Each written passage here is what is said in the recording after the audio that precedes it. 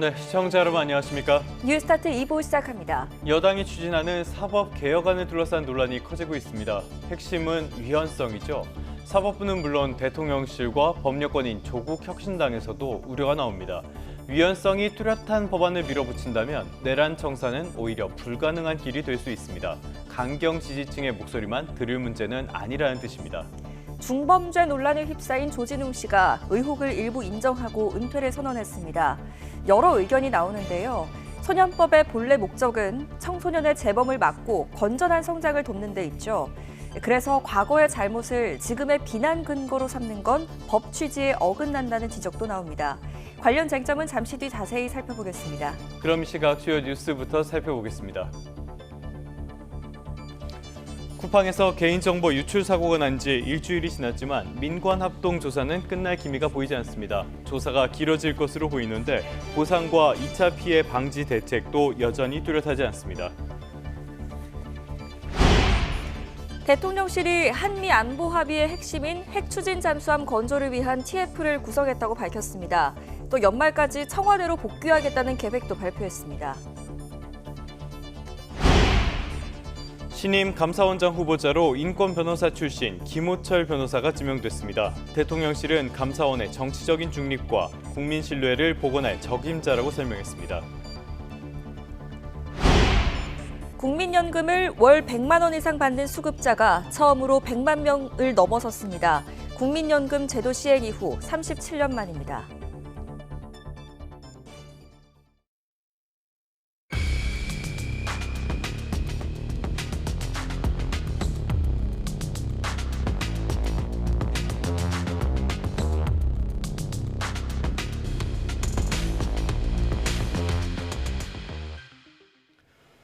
네, 쿠팡의 개인정보 유출 사고부터 살펴보겠습니다. 이 사건이 알려지고 일주일이 지났지만 아직 민관합동 조사 결과는 언제 끝날지조차 알려지지 않았습니다. 조사가 장기화할 가능성이 큰데 보상과 2차 피해 방지 대책도 여전히 뚜렷하지 않습니다.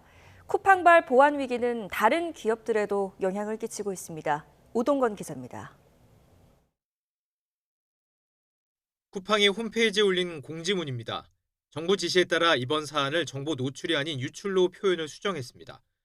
또 카드번호나 계좌번호 같은 결제 정보는 유출되지 않았다는 점도 여러 차례 강조했습니다. 다만 정확한 유출 범위와 피해 규모는 민관 합동조사가 끝나야 확인할 수 있는데 조사 결과는 내년에나 나올 것이라는 전망이 나오고 있습니다. 앞서 SK텔레콤과 KT의 보안 사고를 보면 조사에만 최소 3개월이 넘게 걸렸기에 이번 쿠팡 사건은 올해를 훌쩍 넘길 것이란 예측입니다. 3,370만 명의 유출된 정보의 규모가 방대하고 공동현관 비번 등 유출 정보도 다양하기 때문입니다. 공동현관 비밀번호 유출됐잖아요. 예, 일부 포함된 것으로 알고 있습니다. 근데 왜 통지문에는 그 내용이 안 써 있습니까?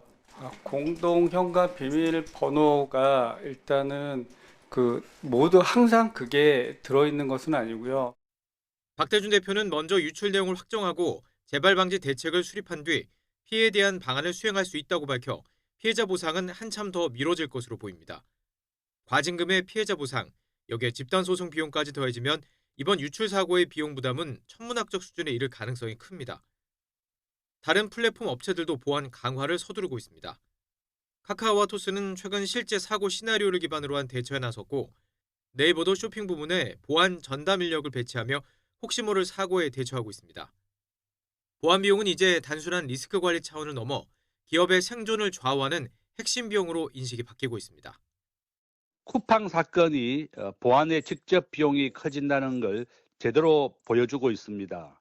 경영자 입장에서 보안 투자 몇십억 아끼려다 수천억 리스크를 떠안는 구조라는 게 명확해진 사건입니다. 쿠팡에 이어 G마켓과 LG U+에서도 소규모 보안 사고가 발생한 데다 징벌적 손해배상제도 강화 목소리까지 커지면서 업계의 긴장감은 더욱 커지고 있습니다. YTN 오동건입니다. 경찰은 쿠팡에서 유출된 고객 정보 때문에 신용카드가 새로 발급됐을 수 있다고 속이는 신종수법의 사기 시도가 이어지고 있다고 경고했습니다. 경찰청 전기통신금융사기 통합대응단은 기존의 카드 배송 사칭 수법에 쿠팡 개인정보 유출 사태를 악용한 결합형 사기가 최근에 발생했다고 밝혔습니다. 피싱 사기범들은 쿠팡에서 유출된 개인정보로 신청하지 않은 카드가 발급됐을 수 있다고 속여 피해자들이 가짜 고객센터에 전화하게 한 뒤 원격 휴대전화 제어 앱을 깔게 하는 것으로 파악됐습니다. 가상자산 거래소 업비트에서도 해킹 사고가 있었죠. 업비트 해킹 시도 54분 만에 코인 1,000억 개가 넘게 외부 전송된 것으로 나타났습니다. 국회 정무위원회 소속 강민국 의원실이 금융감독원에서 제출받은 자료를 보면 이번 해킹 시도는 지난달 27일 오전 4시 42분부터 오전 5시 36분까지 54분 동안 이루어졌습니다. 1시간도 채 안 되는 동안 알 수 없는 외부 지갑으로 전송된 가상자산 규모는 솔라나 계열 24종 코인 1,040억 6,470만여 개, 445억 원에 달했습니다. 다만 금감원의 해킹 사실을 처음 보고한 건 사고를 인지한 뒤 6시간이 넘게 지난 오전 10시 58분이었습니다. 업비트 운영사인 두나무와 네이버 파이낸셜 합병 행사가 끝난 뒤 관계기관 보고와 홈페이지 공지가 이루어지면서 신고를 의도적으로 미룬 게 아니냐는 의혹도 제기됐습니다.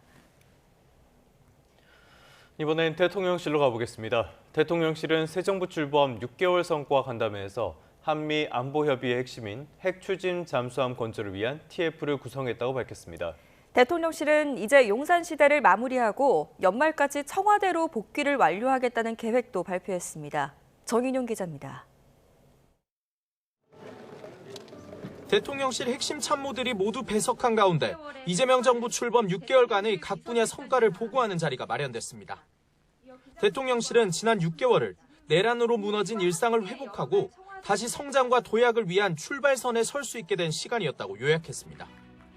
우선 경제는 민생회복 소비 쿠폰 지급으로 소비와 내수가 활력을 찾았고 코스피 4천을 달성했으며 수출도 새 기록을 쓰고 있다고 평가했습니다.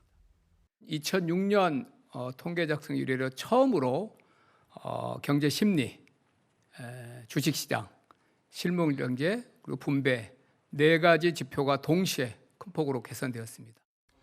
5차례의 다자회의와 36번의 정상회담으로 외교를 본궤도에 안착시켰고 한미 관세 협상과 한중 관계 복원을 이끌어낸 점도 성과로 부각했습니다. 한미 안보 협상 결과물인 우라늄 농축 권한 확대와 핵 추진 잠수함 건조, 국방 예산 증액을 논의할 TF를 구성해 미국과의 협의에 속도를 내겠다는 뜻도 강조했습니다. 분야별로 TF를 구성해서 지금 추진을 하고 있습니다. 미국과 협의를 위한 로드맵을 작성 중에 있습니다. 가시적인 성과는 내년 전반기가 돼야 될 것 같습니다. 주요 전국 현안에 대한 대통령실의 입장 표명도 있었습니다. 우선 김남국 전 비서관의 이른바 훈시기형 현진우나 인사청탁 논란에 대해선 청탁 내용 자체가 전달되지 않았다고 일축했고 공직기강을 통해서 저를 포함해서 김남국 전 비서관, 김현지 실장의 조사와 감찰을 실시했으며 실시 결과 전달하지 않았다는 것을 확인했습니다. 특별감찰관 임명을 두곤 꼭 하겠다며 국회에서 서둘러 추천하면 더 투명한 대통령실 운영에 도움이 될 거라고 언급했습니다.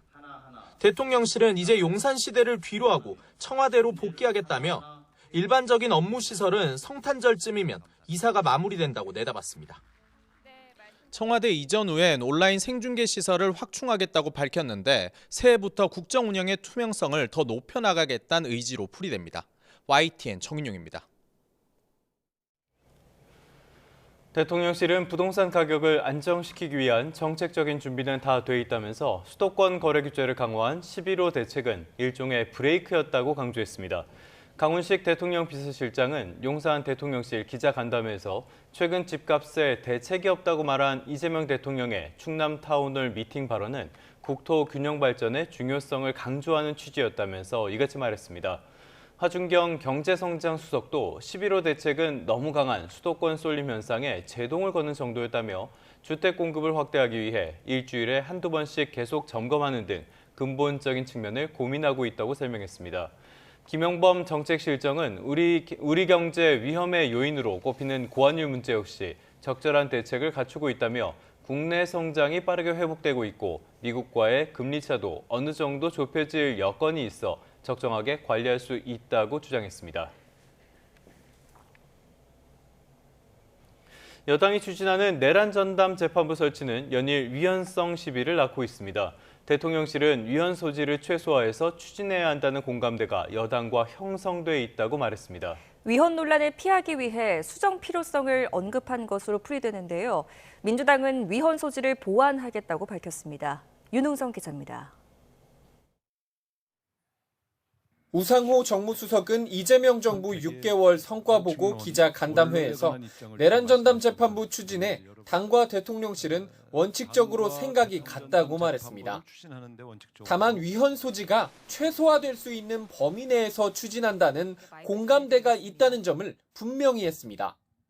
내란 전담 재판부를 추진하는 데 원칙적으로 생각을 같이 한다. 다만 위헌 소지가 최소화될 수 있는 범위 내에서 민주당이 추진 중인 내란 전담 재판부 설치법의 위헌 우려가 곳곳에서 제기되는 가운데 대통령실에서 공개적으로 입장을 밝힌 건데 수정 필요성을 우회적으로 언급한 거라는 해석이 나옵니다. 조국혁신당도 현재 민주당이 추진하는 법무부 장관 등에게 내란 전담 재판부 판사 추천권을 주는 방안은 위헌 소지가 있어 재판이 중지될 수 있다며 수정을 요구했습니다. 민주당이 추진하는 현재 방식은 위헌 논란과 함께 내란 세력이 이 빈틈을 파고들어 재판 정지라는 중대 상황을 만들 위험성이 있습니다. 이러한 우려를 인식한 듯 민주당도 법안을 보완하겠다는 뜻을 밝혔습니다. 조승래 사무총장은 내란 재판부에 대한 필요성을 인정하는 이들 중에서도 위헌 시비를 걱정하는 목소리가 있는 게 사실이라며 우려를 불식시키겠다고 말했습니다. 다만 법안 자체를 포기할 뜻은 없다고 강조했습니다. 네, 추진 방향은 명확하고요. 그런 우려들을 불식하는 방향으로 진행될 것이라고 보고 있고. 국민의힘은 내란 전담 재판부 추진을 아예 중단해야 한다고 목소리를 높였습니다. 전국 법원장 회의에서 위헌성 우려를 경고했는데도 민주당이 사법부 공격을 이어가고 있다며 헌정 질서를 파괴하는 폭거를 멈추라고 요구했습니다. 민주당은 무엇이 두려워 법치주의의 최후 보루마저 권력 아래 두려워합니까? 헌법 위에 군림하려는 오만한 권력의 이름은 독재뿐입니다. 민주당은 의원총회 등에서 내란 전담 재판부 설치법의 위헌성을 보완할 예정인데 위헌 논란이 현실화할 경우 여당의 개혁 입법 전반에 역풍이 불 수 있다는 관측도 제기됩니다. YTN 윤웅성입니다. 더불어민주당이 연내 사법개혁 입법 완수를 목표로 법안 처리와 관련한 전략을 논의합니다. 민주당은 오늘 오전 정책위 의원총회를 열고 내일부터 시작되는 본회의에 올릴 법안들을 순서 등을 정할 예정입니다. 이 자리에선 위헌 소지가 지적되고 있는 내란 전담 재판부 설치법의 개선 방안에 대해서도 토론이 이뤄질 것으로 보입니다. 국민의힘도 오늘 의원총회를 열고 더불어민주당 사법개혁 법안의 위헌성 부각에 주력할 계획입니다. 국민 고발의 형식으로 진행하는 의총에선 법 왜곡죄 신설 법안과 내란 전담 재판부 설치법, 필리버스터 무력화법 등 세 분야로 나눠 각각의 대응 방안을 논의합니다. 의총에는 교수와 변호사들을 비롯한 헌법 전문가들도 분야별로 참여해 의원들을 대상으로 법안에 대한 문제점 설명과 질의응답 시간도 가질 예정입니다. 전국의 법관 대표들이 오늘 더불어민주당이 주도하는 사법개혁에 대한 논의를 진행합니다. 심각한 우려를 표한 법원장들에 이어 법관들은 어떤 입장을 내놓을지 주목됩니다. 안동준 기자입니다. 더불어민주당이 사법개 안팎의 우려에도 불구하고 사법개혁 관련 법안 처리에 시동을 건 가운데 전국 법관 대표들이 한자리에 모입니다. 이번 정기회의에는 2개 안건이 상정됐는데 여당발 사법개혁이 핵심입니다. 먼저 대법관 증언 등 상고심 관련 사법제도 개선과 관련해 입장을 표명할 계획입니다. 사법제도 개선은 국민의 신뢰를 높이는 방향으로 이루어져야 하고 법관들의 의견이 논의에 충분히 반영돼야 한다는 점을 밝히겠다는 겁니다. 법관 평가제도 개선과 관련해서도 목소리를 낼 전망입니다. 제도가 성급하게 개편되는 것이 바람직하지 않고 재판의 공정성을 훼손할 우려가 있다는 취지를 밝힌다는 내용이 안건에 포함됐습니다. 법관 대표들은 이번 회의에서 법원행정처 폐지와 내란 전담재판부 설치, 법 왜곡죄 등에 대한 설명을 요청했습니다. 모두 민주당이 추진하는 사법개혁안으로 법원행정처는 이에 대한 입장과 입법 가능성 등을 법관들에게 설명하게 됩니다. 앞서 지난 9월 열린 법원장 회의에서는 폭넓은 논의가 필요하다면서도 신중한 접근이 필요하다는 입장이 나왔습니다. 며칠 전 열린 회의에서도 법원장들은 내란 전담 재판부와 법 왜곡죄의 위헌성이 있다면서 심각한 우려를 나타내기도 했습니다. 사법부의 우려가 이어지는 가운데 전국 법관 대표들이 여당발 사법개혁에 대해 어떤 입장을 밝힐지 또 그 수위에도 관심이 쏠립니다. YTN 안동준입니다. 경제 뉴스입니다. 고환율 현상이 길어지면서 장바구니 물가도 들썩이고 있습니다. 수입 식품까지 오르면서 먹거리 가격은 급등했고요. 기름값 역시 고공행진하고 있습니다. 손효정 기자입니다. 서울 시내의 한 대형마트. 장을 보러 나왔지만 그새 또 오른 가격을 보니 선뜻 물건에 손이 가지 않습니다. 2배 이상 오른 것 같아요. 그래갖고 살 거를 이렇게 다 적어가지고 나왔어요. 그냥 막 예전 같으면은 막 이렇게 눈에 보이는 거 샀는데 지금 이제 필요한 것만 사가려고. 지난달 식품 물가 상승률은 27%. 같은 기간 전체 소비자 물가보다 10%포인트 가까이 높습니다. 밥상에 자주 오르는 과일과 생선, 고기 가격 모두 크게 뛰었습니다. 귤은 2배 이상, 사과는 60% 올랐고 상추와 시금치 같은 채소는 40% 이상, 수산물도 30% 안팎 비싸졌습니다. 가파른 물가 상승에 더해 최근 원달러 환율도 오르면서 고기와 과일, 유제품 등 다양한 수입 식품 가격마저 급등했습니다. 국산 소고기가 9.3% 오른 사이 수입산 소고기는 40.8%, 4배 넘게 비싸진 것으로 조사됐습니다. 수입산 더 비싸. 50% 세일하면은 보통 10만 원짜리 5만 원밖에 안 한다는 거야, 한우 같은 거. 먹거리뿐 아니라 수입 원재료 가격까지 오르면서 환율 상승 영향이 가공식품과 외식 물가 오름세로 이어질 거란 우려도 나옵니다. 식품회사에서 나오는 그 식품들도 그 재료를 수입하는 경우가 많기 때문에 가격 압박을 굉장히 받기 때문에 식품 가격을 또 올리지 않을까, 뭐 그것도 걱정입니다. 기름값 역시 고환율의 직격탄을 맞았습니다. 석유류 소비자 물가는 2022년 우크라이나 전쟁 여파로 20% 넘게 급등한 뒤 2년 연속 하락하다가 3년 만에 상승세로 돌아섰습니다. 정부는 물가 부담을 낮추기 위해 유류세 한시 인하 조치를 새해에도 추가 연장하는 방안을 검토하고 있습니다. YTN 손유정입니다. 국민연금을 한 달에 100만 원 이상 받는 수급자가 처음으로 100만 명을 넘어섰습니다. 1988년 국민연금 제도 시행 이후 37년 만입니다. 최기성 기자입니다. 올해 8월 말 기준 월 100만 원 이상 국민연금 수급자는 100만 4천여 명으로 집계됐습니다. 100만 원 이상 수급자 가운데 성별로는 남성이 94만 2천여 명, 여성이 6만 1천여 명으로 남성이 압도적으로 많았습니다. 월 수급액 구간별로 보면 100만 원에서 130만 원 미만이 43만 5천여 명으로 가장 많았고 130만 원에서 160만 원 미만이 26만 2천여 명이었습니다. 160만 원에서 200만 원 미만은 22만 1천여 명, 200만 원 이상은 8만 4천여 명입니다. 종류별로는 노령연금 수급자가 98만 9천여 명으로 대부분이었고 유족연금 1만 2천여 명, 장애연금 2,800여 명이었습니다. 이처럼 월 100만 원 이상 연금 수급자는 2007년 처음 등장한 이후 꾸준히 증가했습니다. 월 200만 원 이상 받는 수급자는 8만 4천 명을 넘었고 올해 1월에는 월 300만 원 이상 받는 사람도 나왔습니다. 올해 8월 기준 16명으로 늘었는데 최고액 수급자는 매달 318만 5,040원을 받아갑니다. 이 수급자는 국민연금 제도 시행 초기에 가입해 30년 이상 보험료를 냈고 노령연금 연기제도를 활용해 연금 수령 시기를 5년 뒤로 늦췄습니다. 실제로 국민연금은 최소 10년 이상 보험료를 내야 노령연금 수급 권리를 얻을 수 있고 가입 기간이 길수록 낸 보험료가 많을수록 수령 금액이 커집니다. YTN 최기성입니다. 경제 한 줄 뉴스입니다. 새벽 배송 금지 반대 국회 청원에 대한 동의가 5만 명을 넘어서면서 국회 소관 상임위원회에 자동으로 회부될 전망입니다. 국내 대기업 10곳 가운데 6곳은 내년 투자 계획을 아직 세우지 못하거나 계획이 없는 것으로 조사됐습니다. 금융당국이 가상자산 업계로부터 초국경 범죄와 관련된 계좌 정보와 거래 정보가 담긴 의심거래 보고서를 제출받기로 하고 범죄가 의심되는 계좌는 정지를 추진할 계획입니다.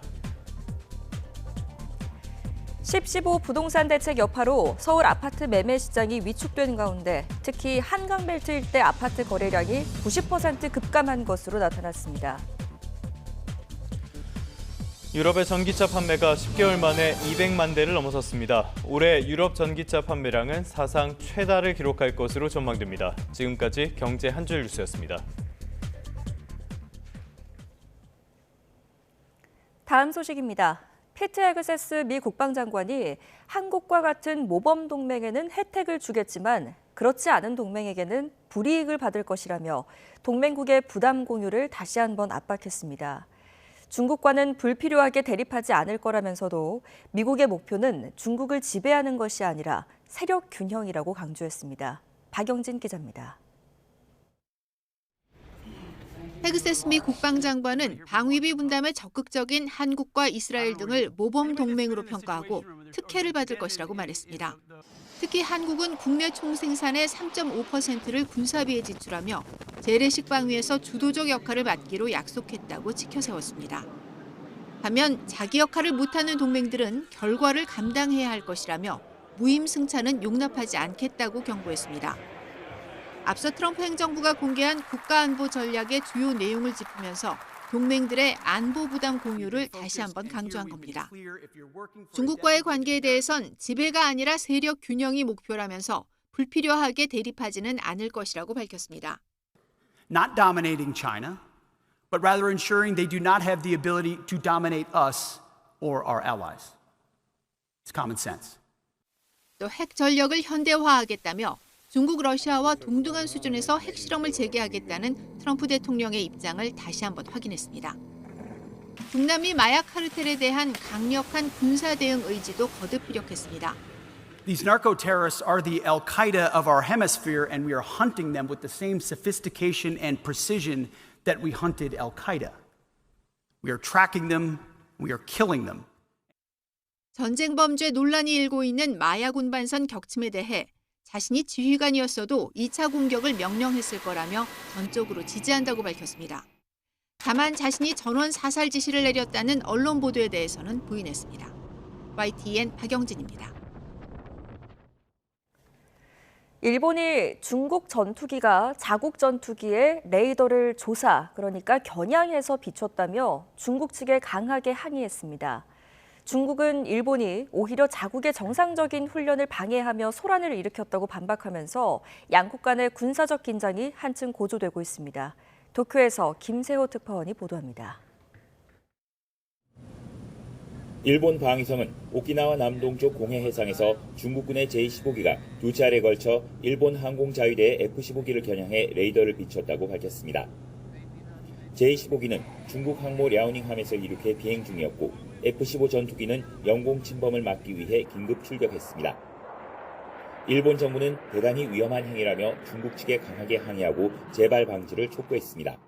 航空機の安全な飛行に必要な範囲を超える危険な行為であります。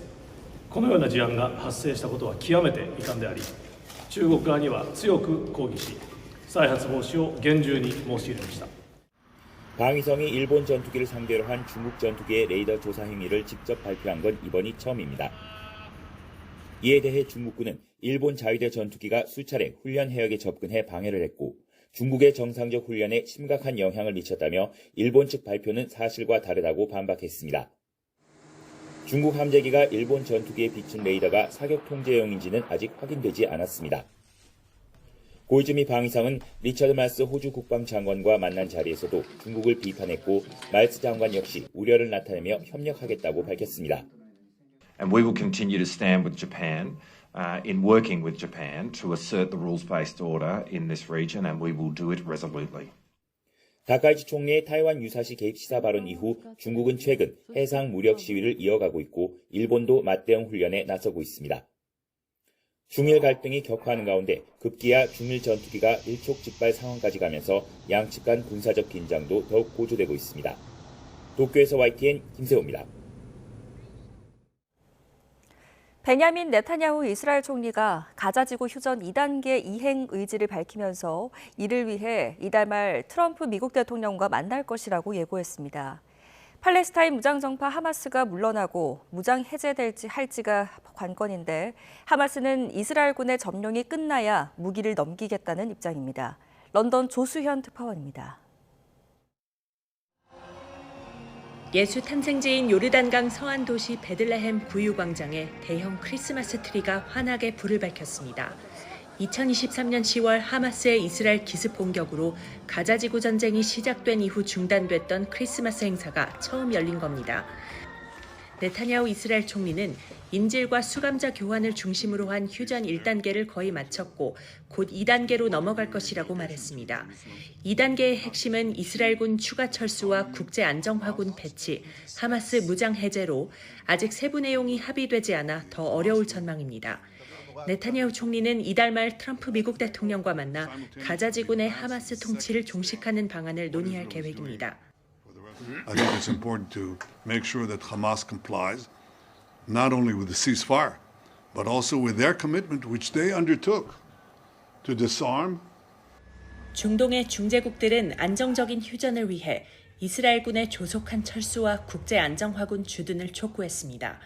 또 이스라엘이 이집트와 연결된 라파 국경 검문소를 일방통행으로 개방하겠다고 한 데 대해 팔레스타인 주민을 추방하려는 어떤 시도도 거부한다고 강조했습니다. Ceasefire cannot be completed unless there is a full withdrawal of the Israeli forces, there is stability back in Gaza, people can go in and out.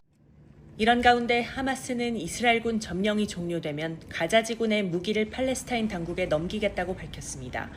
또 휴전 이행을 보장하기 위한 유엔군의 국경 감시를 수용한다면서도 하마스를 무장 해제할 국제군 배치 구상에는 반대 뜻을 내비쳤습니다. 런던에서 YTN 조수연입니다. 사건 사고 소식입니다. 휴일인 어제 전국에 크고 작은 사건 사고가 잇따랐습니다. 창원에서는 아파트 화재로 60대 부부가 숨졌고요. 보성에서는 승용차와 새마을호 열차가 충돌해 한 명이 사망했습니다. 김민성 기자입니다. 창문에서 뿜어져 나온 연기가 아파트 외벽을 타고 하늘로 치솟습니다. 새벽 2시 반쯤 경남 창원시 아파트에서 불이 났습니다. 이 불로 3층에 살던 60대 부부가 숨졌고 주민 130여 명이 대피했습니다. 오전 9시 반쯤 전남 보성군 철길 건널목에서 승용차가 새마을호 열차와 충돌했습니다. 이 사고로 60대 운전자가 숨졌습니다. 코레일은 당시 건널목 경보장치와 차단기가 정상 작동 중이었다고 밝혔습니다. 낮 1시 50분쯤 서울 남가좌동 5층 상가 건물 1층에 있는 자동차 정비소에서 불이 났습니다. 화재 직후 건물 안에서 6명이 대피해 다친 사람은 없었습니다. 경찰과 소방은 불이 난 정비소가 영업하지 않고 있었던 거로 보고 화재 원인을 조사하고 있습니다. 경남 창원에선 119 구급차가 전봇대를 들이받았습니다. 이 사고로 구급차에 타고 있던 60대 실신 환자와 구급대원 3명 등 모두 4명이 다쳤습니다. 구급차 운전자는 경찰 조사에서 피로가 쌓여 집중력을 잃었다고 진술했습니다. YTN 김민성입니다. 경찰이 층간소음 갈등 속에 윗집 주민을 살해한 혐의로 구속된 40대 피의자에 대한 신상 정보 공개를 검토하고 있습니다. 숨진 주민에 대한 부검 그리고 신병이 확보된 피의자를 상대로 추가 조사도 이어갈 예정입니다. 오승훈 기자입니다. 충남 천안에서 층간소음으로 윗집에 살던 이웃 주민에게 흉기를 휘둘러 살해한 혐의를 받는 40대 피의자 A씨. 법원은 도주 우려가 있다며 구속영장을 발부했습니다. 혐의 인정하십니까? 흉기는 미리 준비하셨습니까? 피해자와 유족께 하실 말씀 있으십니까? 경찰 조사에서 A씨는 층간소음으로 범행했다고 진술한 것으로 확인됐습니다. 이들은 평소 층간소음 문제로 갈등이 깊었고 범행 전 2차례에 걸쳐 112 신고가 접수되는 등 전조 증상이 있었던 것으로 파악됐습니다. 경찰은 지난 10월 피해자 B씨 아내로부터 누군가 밖에서 계속 문을 두드린다는 신고가 있었고 지난달에는 윗집에서 시끄럽게 한다며 A씨가 신고한 기록이 있다고 밝혔습니다. 관리사무소 관계자는 최근 층간소음위원회를 열어 A씨를 임대세대의 꼭대기층으로 옮겨주는 것으로 협의를 마친 상태였다고 전했습니다. 경찰은 구속된 A씨에 대한 신상정보 공개를 검토하고 있습니다. 피해의 중대성과 범행의 잔인성 등 공공의 이익에 부합하는지 자세히 들여다보고 있습니다. 경찰은 숨진 B씨에 대한 부검을 진행하고 신병이 확보된 A씨를 상대로 추가 조사를 이어갈 예정입니다. YTN 오승훈입니다. 감사원 지적사항을 누락한 채 예산 요구서를 작성해 비상임위원 수당을 타낸 혐의를 받는 선관위 직원들이 검찰에 넘겨졌습니다. 경기 남부경찰청 반부패 경제범죄수사대는 중앙선거관리위원회 직원 A씨 등 2명을 최근 검찰에 불구속 송치했다고 밝혔습니다. 앞서 지난 2019년 감사원은 선관위가 비상임위원들에게 지급해온 월 200여만 원 상당의 공명선거 추진활동 수당이 법적인 근거가 없으므로 지급을 중단하라고 통보했습니다. 하지만 A씨 등은 지난 2020년 기획재정부에 2021년도 예산 요구서를 제출하면서 감사원의 지적이 있었다는 사실을 고의로 누락해 예산을 타낸 것으로 파악됐습니다. 이런 방식으로 지난 2022년까지 비상임위원 15명에게 부당 지급된 돈이 모두 6억 5천여만 원에 달하는 것으로 전해졌습니다. 서울 동대문경찰서는 어제 오후 1시 40분쯤 서울 지하철 1호선 제기동역을 지나는 전동차 안에서 흉기를 들고 있던 여성 A씨를 현행범 체포해 조사하고 있다고 밝혔습니다. A씨는 당시 날 길이 10cm의 문구형 가위를 들고 있었는데요. 주변에 다른 시민들을 공격하거나 위협하진 않았고요. 혼자 흉기를 공중에 휘둘렀던 것으로 파악됐습니다. 경찰은 70대로 추정되는 A씨가 치매를 앓고 있는 것으로 보고 정확한 경위를 조사하고 있습니다. 지금까지 사건 사고 소식이었습니다.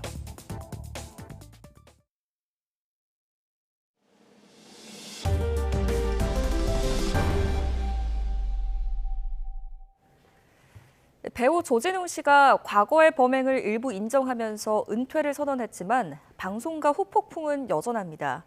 무엇보다 내년 방영 예정이었던 인기 드라마 시리즈는 이미 조 씨가 주연으로서 촬영까지 마쳤는데 방송사는 편성 문제를 논의할 예정입니다. 송재인 기자입니다. 지난 2021년 국민특사 자격으로 홍범도 장군의 유해 봉환 과정에 참여했던 배우 조진웅 씨. 그 여정을 담았던 KBS 다큐멘터리는 조 씨의 과거 범행 논란이 불거진 뒤 비공개로 처리됐습니다. 조 씨의 은퇴 선언 몇 시간 전 SBS도 첫 회가 공개된 4부작 교양 프로그램의 해설가를 조 씨에서 다른 사람으로 교체해 새로 녹음했다고 밝혔습니다. 하지만 내년 방영 예정이던 차기작 시그널 시즌2의 경우 조 씨가 주연 배우인 만큼 이런 식으로 출연분만 편집해 트는 게 사실상 불가능합니다.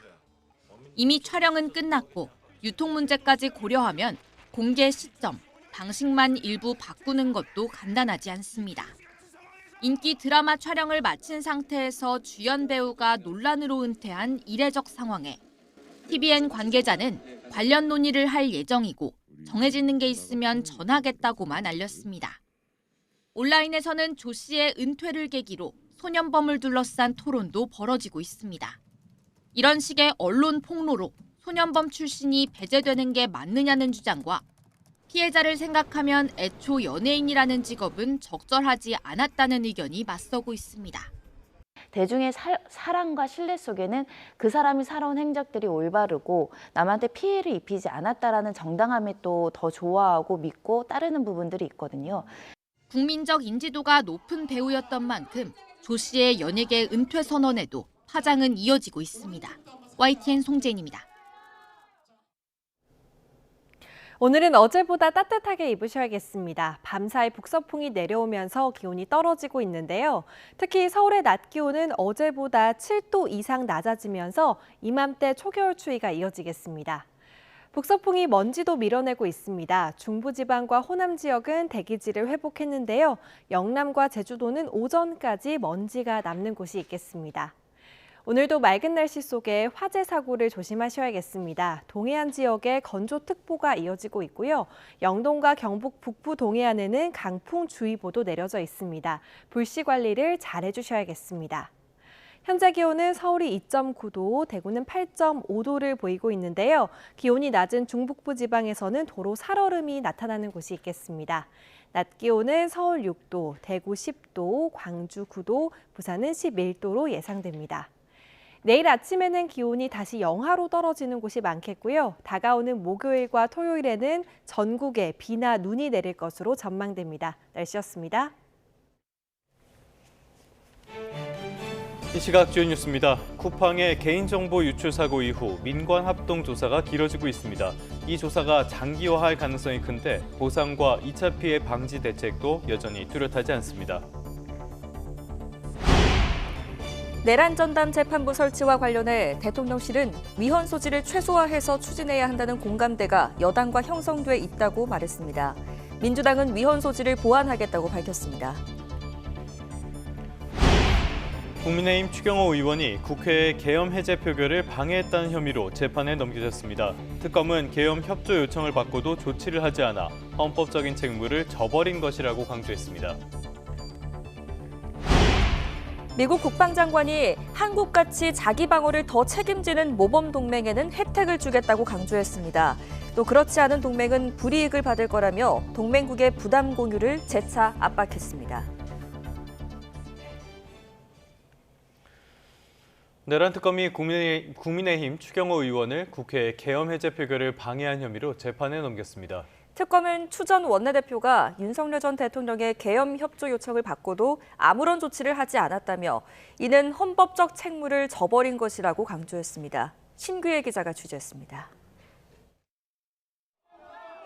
내란 특검이 국민의힘 추경호 의원을 내란 중요 임무 종사 혐의로 재판에 넘겼습니다. 윤석열 전 대통령으로부터 계엄 협조 요청을 받고도 아무런 조치를 하지 않고 의원총회 장소를 국회 바깥에 있는 당사로 바꾸며 소속 의원들의 표결 참여를 방해했다는 혐의입니다. 피고인은 여당의 원내대표로서 윤석열 전 대통령의 비상계엄 유지 의사를 조기에 꺾게 만들 수 있었던 유일한 사람이었습니다. 본회의장에 들어가 있던 국회의원을 끌어내려는 행위를 한 것과 같이 평가될 수 있습니다. 특히 윤 전 대통령과의 통화에서 걱정하지 말라, 금방 끝난다는 말을 듣고도 아무런 말을 하지 않은 점, 의원총회 장소를 변경하며 시간과 안건도 제대로 공지하지 않은 점을 볼 때 내란 중요 임무 종사 혐의가 충분히 성립한다고 강조했습니다. 다만 기존에 수사하던 직권남용 혐의가 빠진 이유에 대해서는 당시 국민의힘 의원들이 당사와 본회의장 가운데 어디로 갈지 선택해야 하는 상황이었던 점을 고려했다고 설명했습니다. 특검의 이번 기소는 추 의원에 대한 구속영장이 기각된 지 4일 만에 속도감 있게 이뤄졌습니다. 이에 대해 추 의원은 이번 기소는 꿰맞추기식의 무리한 기소라며 특검이 혐의 소명을 제대로 하지 못해 영장이 기각됐는데도 증거 없이 정치 기소를 강행했다고 반발했습니다. 이와 함께 특검은 황교안 전 총리도 내란 선동, 특수공무집행 방해 등 혐의로 재판에 넘겼습니다. 특검의 수사기간은 이제 일주일 정도 남았습니다. 남아있는 주요 피의자로는 박성재 전 법무부 장관, 윤재순 전 대통령실 총무비서관 등이 있는데 이들에 대한 처분도 이번 주 안에 이뤄질 것으로 보입니다. YTN 신기입니다. 윤 전 대통령 내란 우두머리 혐의 재판에 박안수 전 육군 참모총장과 노상원 전 정보사령관이 증인으로 출석합니다. 서울중앙지방법원은 오늘 윤 전 대통령의 내란 우두머리 혐의 사건 33차 공판기일을 진행합니다. 오늘 재판에는 비상계엄 당시 계엄 사령관을 맡은 박 전 총장 그리고 제2수사단 구성 의혹의 중심에 있는 노 전 사령관이 각각 증인으로 출석할 예정입니다. 앞선 재판에서는 노 전 사령관과 함께 이른바 햄버거 회동에 참석한 인물인 문상호 전 정보사령관 등에 대한 증인 신문이 진행됐는데요. 윤 전 대통령은 군이 선관위에 가서 뭘 한다는 게 근본적으로 불가능하다고 주장하기도 했습니다. 윤 전 대통령 파면과 이재명 대통령 당선으로 새 정부가 들어선 지 6개월이 됐습니다. 대통령실은 6개월 동안 내란으로 무너진 일상을 빠르게 회복하고 다시 성장과 도약을 위한 출발선에 설 수 있게 됐다고 자평했습니다. 강훈식 비서실장과 이성락 국가안보실장, 김용범 정책실장 등 대통령실 핵심 참모들과 성과보고 기자간담회에서 이같이 밝혔는데요. 이어 경제는 민생회복 소비 쿠폰 지급으로 소비와 내수가 다시 활력을 찾으면서 경제 성장률 급반등을 이뤄냈다며 수출 시장도 나날이 새로운 기록을 쓰고 있다고 강조했습니다. 또 흔들리던 외교 안보가 다시 반석 위에 올라섰다며 정상 외교를 완전히 회복시켰고 미국과의 관세 협상을 상호 존중과 이해에 근거해 슬기롭게 풀어냈다고 덧붙였습니다. 이 성과 보고의 내용을 두고 여야의 반응은 극과 극으로 갈렸습니다. 여당인 더불어민주당은 계엄으로 무너졌던 국정이 정상화됐다고 말했고 야당인 국민의힘은 자화자찬에다 법치와 민생 붕괴라 혹평했습니다. 박희재 기자입니다. 더불어민주당은 이재명 정부 출범 6개월 동안 지난해 12월 3일 계엄으로 무너졌던 대한민국 국정 운영이 정상화됐다고 정부를 추켜 세웠습니다. 정부의 토대이자 동력은 국민 주권이었던 만큼 국정 중심엔 항상 국민이 있었다면서 지금과 같은 성취는 모두 국민과 공직자 몫이라고 말했습니다. 소비 쿠폰 사업으로 민생 회복을, 경주 에이펙을 통해 외교 정상화를 꾀한 만큼 앞으로도 여당으로서 역할을 다하겠다고 강조했습니다. 성과가 우리 국민 모두의 더 큰 성장, 더 나은 삶으로 이어지도록 든든한 책임 정당, 민생 정당으로서 총력을 다해 뒷받침하겠습니다. 반면 국민의힘은 브리핑 직후 입장을 내고 대통령실의 성과 보고회는 자화자찬일 뿐이라고 일축했습니다. 어리석은 군주가 세상을 어지럽힌다는 뜻인 혼용무도로 지난 6개월을 압축할 수 있다면서 법치와 민생이 무너졌다고 거듭 혹평했습니다. 특히 경제가 회복됐다는 대통령실 평가는 국민이 체감하지 못하는 통계 착시고 외교는 미국과 중국 사이에서 방향타를 잃은 데다 특히 인사기관과 법치주의 붕괴가 뼈아프다고 지적했습니다. 대통령실이 스스로에게 박수를 보내는 홍보가 아니라 경제와 안보 불안, 법치 훼손, 국정 혼선을 해결하라는 국민의 요구가 훨씬 더 크다는 사실을 직시해야 합니다. 정부 출범 이후 6개월 동안 이어온 여야 갈등은 9일부터 예정된 본회의 일정을 거치면서 최고조에 치달을 것으로 보입니다. 올해 연말도 협치 아닌 대치 전국입니다. YTN 박희재입니다. 이재명 대통령이 신임 감사원장 후보자로 인권 변호사 출신인 김호철 변호사를 지명했습니다. 대통령실은 감사원의 정치적 중립과 국민 신뢰를 복원할 적임자라고 설명했습니다. 나혜인 기자입니다. 감사원장 후보로 낙점된 김호철 변호사는 과거 민주사회를 위한 변호사 모임과 군 의문사 진상규명위원회 등에서 공익변론에 힘썼습니다. 문재인 정부 시절 민변 회장과 환경운동연합 공동대표, 국가경찰위원회 위원장을 잇따라 역임했습니다. 2022년 윤석열 정부가 행정안전부사나 경찰국 출범을 추진하자 위법 소지가 있다며 공개적으로 반기를 들었습니다. 일반 치안사무의 치안사무를 관장이 관장하게 되는 결과가 초래되어서는 안 된다. 대통령실은 김 후보자가 공공성과 사회적 가치 수호에 앞장서온 인권 변호사로서 감사원 정상화를 이끌 적임자라고 평가했습니다. 감사원은 지난달 최재해 전 원장 퇴임 이후 권한대행 체제로 운영되고 있는데 김 후보자는 국회 청문회를 거쳐 임명 동의를 얻어야 4년 임기를 시작할 수 있습니다. 감사원의 정치적 중립과 독립성 그리고 국민 신뢰라는 헌법적 가치를 확고하게 복원할 적임자이자 이재명 정부 출범 이후 감사원에선 대대적인 쇄신 작업이 진행되고 있습니다. 전임 정부 때 불거진 표적 정치감사 논란을 자체 점검해 최 전 원장과 유병호 전 사무총장을 고발했고 임시 지도부는 사과 회견까지 했습니다. 정치감사와 무리한 감사로 인하여 많은 분들에게 고통을 드린 사실이 밝혀졌습니다. 깊은 사과를 드립니다. 내부적으로는 관련자 징계와 조직 개편이 뒤따를 거로 보이는데 쇄신 대상으로 지목된 이들은 강하게 반발하고 있어 조직 안정이 시급한 상황입니다. YTN 9입니다. 12월 8일 월요일 오늘의 주요 일정 살펴보겠습니다. 전국 법관 대표들이 모여서 여당이 주도한 사법개혁에 대해 입장을 표명할지 등을 논의합니다. 회의에서는 민주당이 주도하는 사법개혁과 관련해 입장 표명 안건 2개와 설명 요청 안건 2개가 각각 논의될 예정입니다. 해양수산부가 오늘부터 정부 세종청사를 떠나서 부산으로 이사를 시작합니다. 이달 셋째 주까지 사무실 이사를 마무리하고 연말에는 부산 임시청사 개청식을 개최할 예정입니다.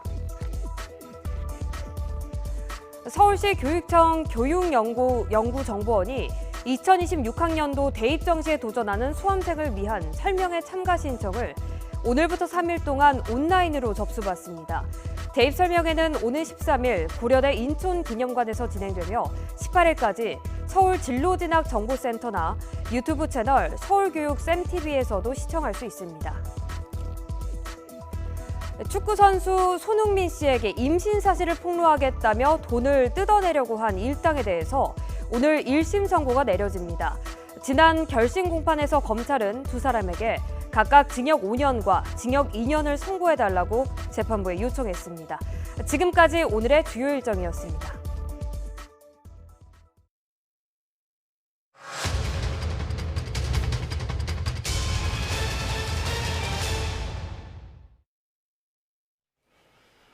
네, 저희는 오늘부터 우리책 배타적 경제 수역에서 벌어지는 중국 어선의 탈법업을 고발하는 보도를 준비했습니다.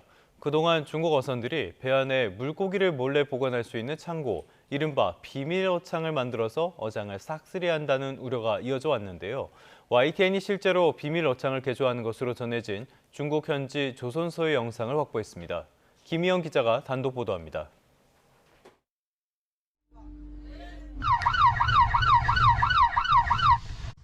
중국 어선에 올라탄 해경이 선체의 벽을 잡아당기니 숨겨졌던 문이 나타납니다. 강제로 문 연장면 시간이었지요. 문 뒤 비밀 창고에는 물고기가 담긴 상자가 가득합니다. 지난 1월 중국 어선의 신종 비밀어창 적발 당시 영상입니다. 합판 따위로 창고를 가렸던 예전과 달리 아예 선체를 개조한 어선을 처음으로 단속한 차례인데 수법이 교묘한 만큼 해경이 첩보 입수 후 단속에 성공하기까지 1년 넘게 걸렸습니다. 티가 안 나도록 그렇게 숨겨버리면 찾기가 상당히 어려운 건 사실입니다. 첫 첩보 입수해서부터 납포하기까지 15개월이 걸렸습니다. 중국 어선들이 비밀 어창까지 만드는 이유는 어획량을 속여 우리 측 배타적 경제 수역에서 정해진 한도보다 더 많은 물고기를 잡기 위해서입니다. 양국은 지난 2000년부터 어업 협정을 맺고 배타적 경제 수역에서 조업할 수 있는 어선 수와 어획량을 매년 정해왔는데 업종별로 할당된 양을 넘기면 철수해야 합니다. 한국 해경의 비밀어창 단속이 이어지고 있는데요. 중국 어선들은 적발을 막기 위해 비밀어창의 위치와 구조를 복잡하게 만들어 은폐하는 것으로 전해졌습니다. YTN이 단독 입수한 중국 현지 조선소 영상에서도 이 같은 실태를 확인할 수 있습니다.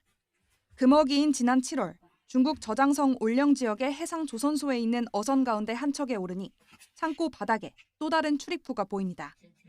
기름 탱크로 이어진 문으로 그 안에 기름 대신 물고기를 채우는 신종 수법입니다. 비밀 공간에 리모컨이 있어야만 열 수 있는 유압식 전동문을 설치해 단속을 피하기도 하고 기존 어창에도 얼음이 가득 찬 것처럼 꾸미고 실제로는 물고기를 채울 수 있게 비밀 통로를 뚫어놨습니다.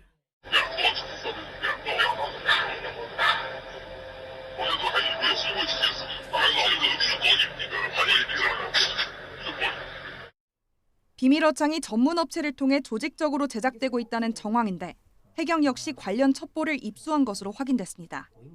수요가 많다 보니까 전문 개조를 전문적으로 하는 그런 업체가 여러 존재하고 조선소도 몇 개 있는 걸로.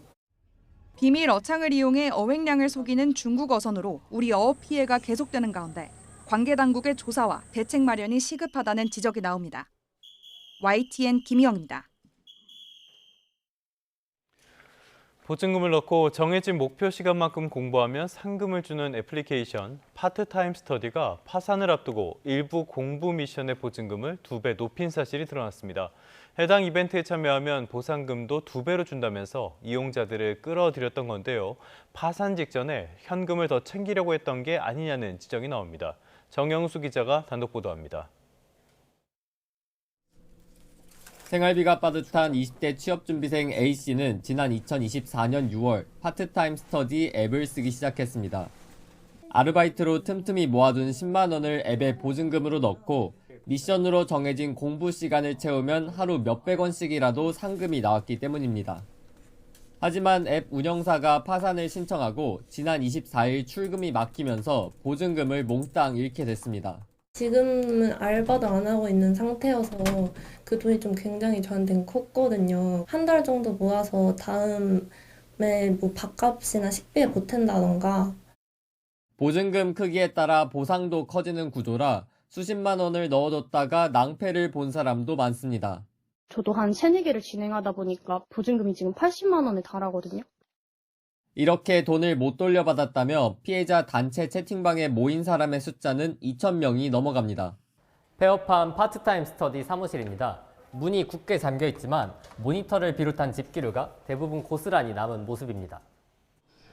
그런데 회사 측은 파산을 20여일 앞두고 보증금 상한을 늘리면서 이용자들의 피해를 키웠던 것으로 드러났습니다. 보상을 2배로 늘려준다고 홍보하면서 이용자가 넣을 수 있는 일부 공부 미션 보증금의 한도를 기존 10만 원에서 20만 원까지 높인 겁니다. 그러면서 같은 기간 연예인에게 광고를 의뢰하면서 이용객들을 모집했습니다. 그러는 사이 파산을 준비한 것으로 프로그램 기록상으로 확인됐지만 파산 신청 직전까지 이용자들의 추가 결제는 막지 않은 것으로도 파악됐습니다. 갑자기 대규모로 모집한다, 한탕 가서 나가겠다는 그런 의도로밖에 해석할 수가 없잖아요. 이게 잘못하면요, 폰지 사기가 돼요. 일단 회사 측은 파산 절차에 따라 이용자들을 채권자로 등록하는 절차를 이어가고 있다고 밝혔는데 일부 간편결제 회사들은 보증금 환불 절차에 나선 상황입니다. 일부 피해자들은 집단 형사 고소도 준비하는 가운데 경찰은 업체 관계자들을 사기 혐의로 입건해 수사를 이어가고 있습니다. YTN 정영수입니다.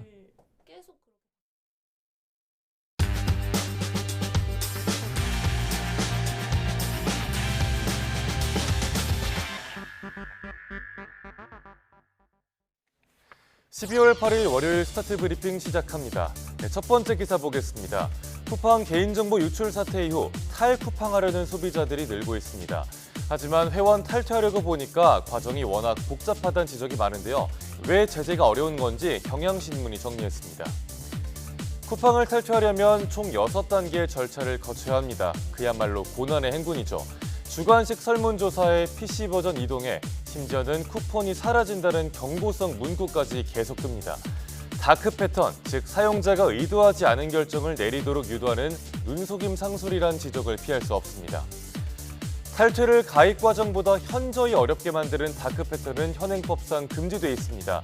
문제는 이 현저히 어렵다는 기준을 정하기가 참 애매하다는 겁니다. 공정거래위원회가 제재 절차를 밟더라도 기업이 소송을 걸면 결과가 나오기까지 수년이 걸리기도 합니다. 그래서 다크 패턴 사례를 적발한 뒤 제재 대신 기업들의 자진 지정을 유도한 적이 더 많았습니다. 이번에도 정부는 쿠팡의 자진 지정을 유도하는 방향으로 논의하고 있다고 합니다. 법을 적용할 때 혼란이 최대한 덜 생기도록 가이드라인을 꼼꼼하게 정비할 필요가 있겠습니다. 다음 기사 보겠습니다. 대기업 10곳 중에 6곳은 내년 투자 계획을 아직 못 세웠다고 합니다. 어제 한국경제인협회가 발표한 조사 내용인데요. 동아일보가 정리했습니다. 110개 대기업 중에 내년 투자 계획이 미정인 곳이 43.6%, 또 없는 곳이 15.5%입니다. 60%가 경영 측면에서 시계 제로 상태인 거죠. 또 관세 등의 주요 리스크 파악이나 국내외 경제 전망이 불투명해서 계획을 세우지 못했다는 응답이 많았습니다.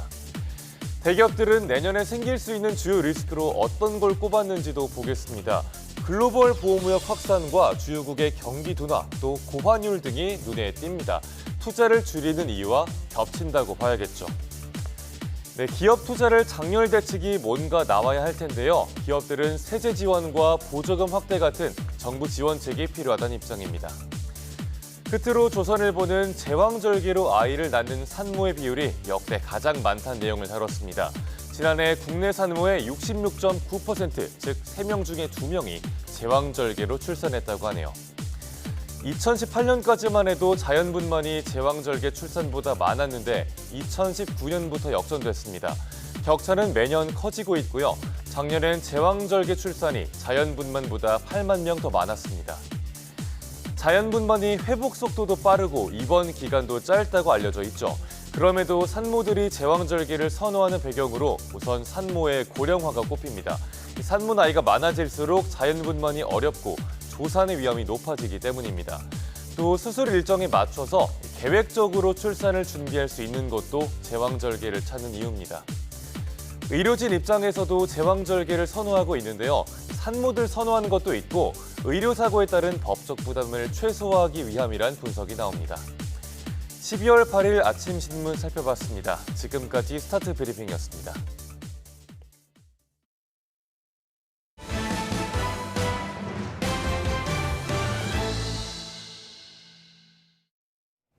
다음 소식입니다. 올해 부산을 찾은 외국인 관광객이 처음으로 300만 명을 넘어섰습니다.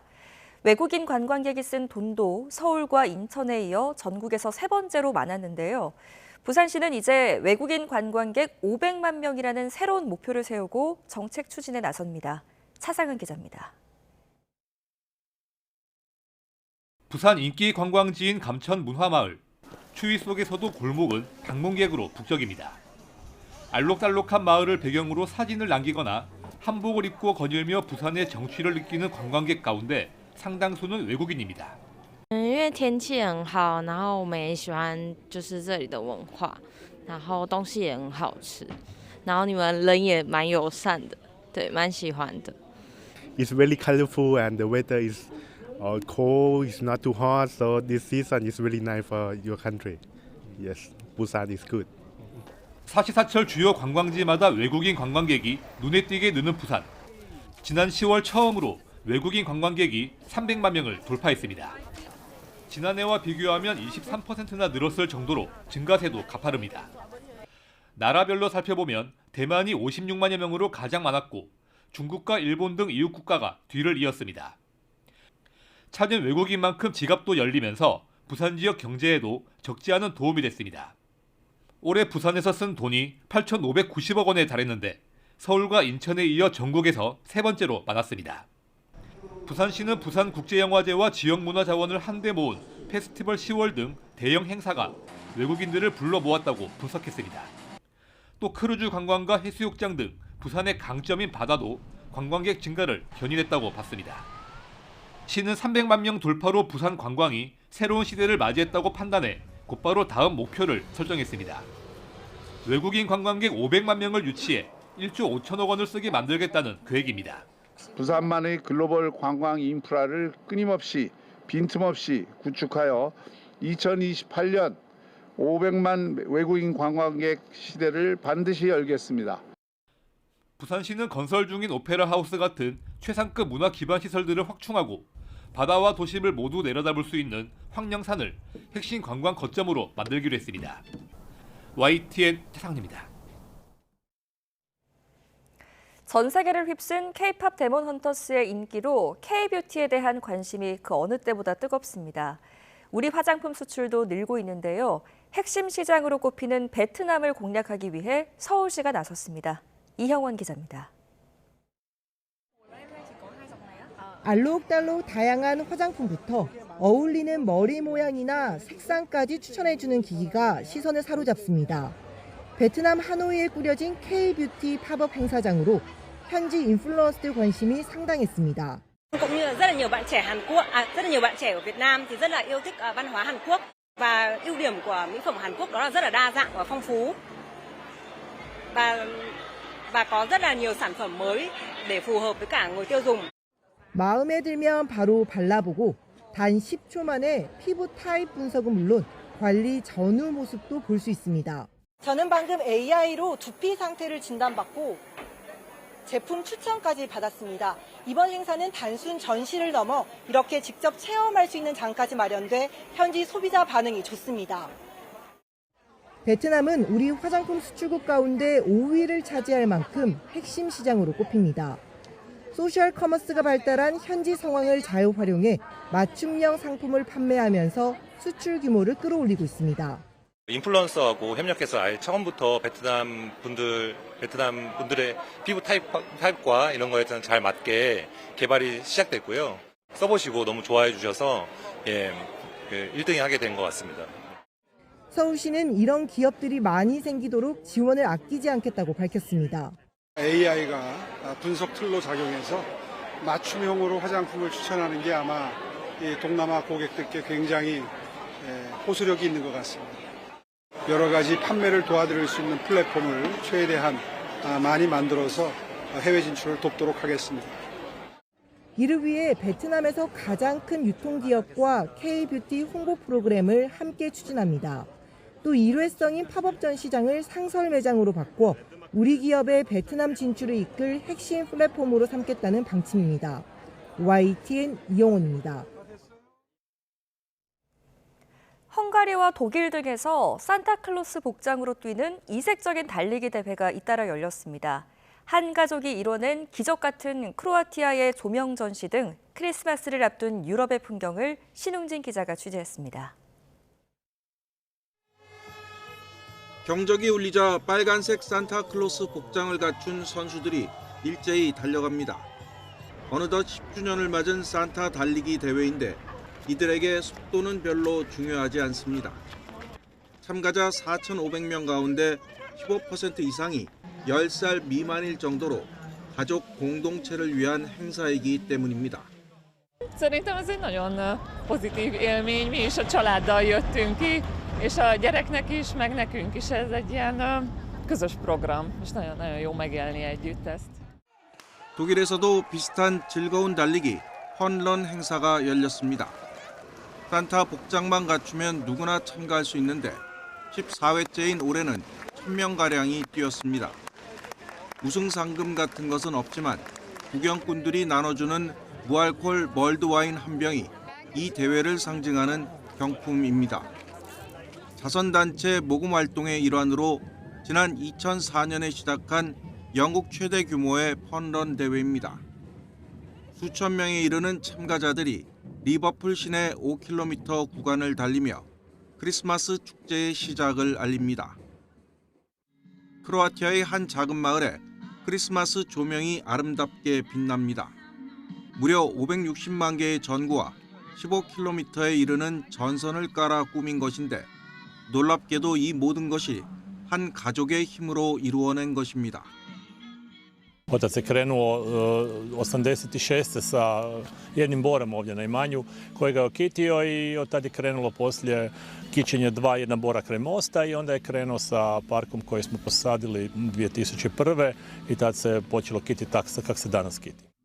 조촐한 가족 행사로 출발해 이웃과 빛을 나누던 이곳은 해마다 수천 명이 찾아와 즐기는 명소가 됐습니다. YTN 신웅진입니다. 무려 10억 명이 지켜본 것으로 추산되는 월드컵 본선 조 추첨식을 놓고 뒷말이 계속해서 나오고 있습니다. 최고의 스포츠 행사를 트럼프 대통령을 위한 정치쇼로 변질시켰다는 비판이 이어지고 있습니다. 보도에 유토건 기자입니다. 불과 한 달 전에 신설된 제1회 국제축구연맹 피파 평화상은 모두의 예상대로 트럼프 대통령에게 돌아갔습니다. 무대에 올라온 트럼프 대통령은 자신이 직접 메달을 목에 걸었습니다. Well, thank you very much. This is truly one of the great honors of my life. And beyond awards, John and I were discussing this. We saved millions and millions of lives. 피파 내부에서도 급조됐다는 불만이 터져나오는 가운데 후보 선정의 기준이나 심사 과정도 공개되지 않았습니다. 문화 공연도 철저하게 트럼프 대통령의 취향에 맞췄습니다. 연초 백악관에서 공연했던 이탈리아 성악가가 막을 올렸고 지난해 트럼프 대통령의 유세에서 자주 사용됐던 70년대 미국 팝송이 대미를 장식했습니다. Performing one of Trump's favorite songs, YMCA, and really this was not much about the soccer or the draw. 행사 내내 트럼프 대통령과 붙어 다녔던 인판티노 회장은 함께 셀프 카메라를 찍는 장면까지 연출했습니다. 인판티노 회장은 트럼프 대통령이 당선된 후 수시로 백악관이나 마라라고 별장을 방문하며 친분을 쌓아왔습니다. Because it's for winners only. And since you are a winner, of course you can as well touch it. It's pretty heavy. 지난 7월엔 뉴욕에 있는 트럼프 타워에 피파의 새 사무실을 열면서 임대차 관계를 맺었습니다. 영국 가디언은 과거 이탈리아 독재자 무솔리니가 월드컵을 선전 무대로 활용한 사례까지 거론하며 피파의 행태를 신랄하게 비판했습니다.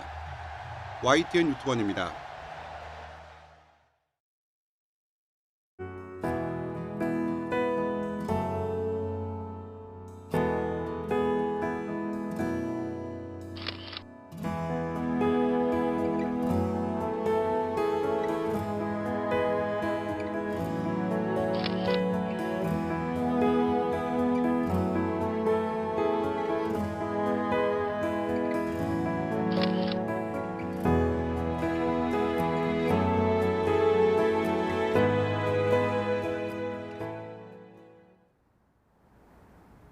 오늘은 어제보다 따뜻하게 입으셔야겠습니다. 밤사이 찬 공기가 내려오면서 기온이 크게 떨어지겠는데요. 현재 서울 기온은 2.4도로 기온 자체는 예년보다 온화합니다. 다만 어제 기온이 초봄처럼 온화했기 때문에 기온차가 매우 크겠고요. 체감하는 추위가 더 클 것으로 보입니다. 오늘 전국이 대체로 맑은 가운데 산불 등 화재 사고 위험도 크겠습니다. 동해안 지역에 건조특보가 이어지고 있고 영동과 경북 북부 동해안에는 강풍주의보도 내려졌습니다. 작은 불도 크게 번지기 쉬운 환경인 만큼 불씨 관리를 잘 하셔야겠습니다. 현재 기온은 서울이 2.4도, 대구는 7.9도입니다. 중북부 지역은 기온이 낮은 가운데 지면 온도는 더 낮아서 도로 살얼음이 발생할 수 있습니다. 특히 터널이나 그늘진 도로에선 교통 안전에 더 유의하셔야겠습니다. 낮 기온은 서울 6도, 광주 9도, 부산 11도로 예상됩니다. 내일 아침엔 기온이 영하권으로 떨어지는 곳이 많겠지만 이후에는 남은 한 주간 큰 추위가 없겠습니다. 다가오는 목요일과 토요일에는 전국에 비나 눈이 내릴 것으로 전망됩니다. 어제 기승을 부리던 초미세먼지는 찬바람에 대부분 날아갔습니다. 오늘 오전까지 영남 지역만 대기질이 탁한 곳이 있겠습니다. 지금까지 YTN 이혜민입니다. 뉴스타트 3부 잠시 뒤에 계속됩니다.